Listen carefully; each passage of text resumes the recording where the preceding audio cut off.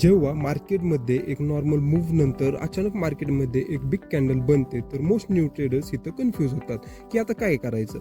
तर इथं तुम्हाला सिम्पली लक्षात ठेवायचं ह्या कॅन्डलचा हाय आणि लो मार्क करायचा आहे. नंतर ट्रेडिंग व्ह्यूच्या ह्या सेशनमध्ये येऊन फिक्स रेंज व्हॉल्यूम प्रोफाईल ह्याला सिलेक्ट करायचं आणि सिलेक्ट केल्यानंतर मुवमेंटच्या बॉटम पासून ह्या कॅन्डलच्या टॉप पर्यंत ह्या फिक्स रेंज व्हॉल्यूम प्रोफाईलला लावायचं.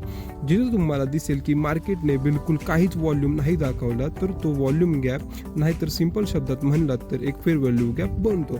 आता तुम्हाला वेट करायचं आहे की ह्या कॅन्डलला ब्रेक करून इथं एकही कॅन्डल क्लोज न होऊ तुम्ही वेट करू शकता की मार्केट इथपर्यंत एक पुलबॅक देऊ आणि तुम्ही मार्केटमध्ये एंट्री करून बाय साइड मूव्ह बघू शकता. तर इथं तुम्हाला हे माहित पाहिजे की मार्केटचा प्रिव्हियस मूव्ह अप ट्रेंड असला पाहिजे. सेम ऑपोजिट तुम्ही डाऊन ट्रेंडला पण करू शकता. पुढे बघता मार्केटमध्ये काय झालं. जसा हा गॅप ब्रेक झाला तुम्ही ह्याच्या खाली SL ठेवून आणि कॅन्डलचा टॉप टार्गेट असला पाहिजे. अशाच इन्फॉर्मेटिव्ह व्हिडिओसाठी आपल्या चॅनलला लाईक, शेअर आणि सबस्क्राईब करा.